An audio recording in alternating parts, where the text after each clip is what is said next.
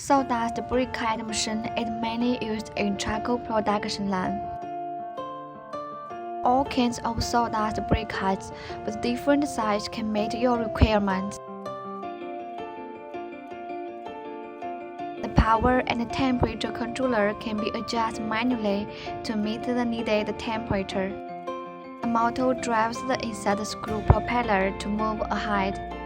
The screw propeller pushes the materials into the molding tube with high temperature and high pressure.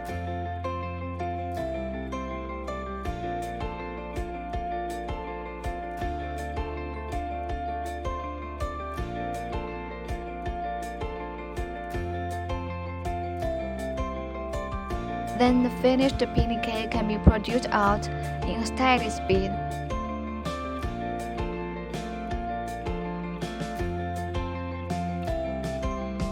Workers will pick up and settle these ropes into the iron cage for further carbonization.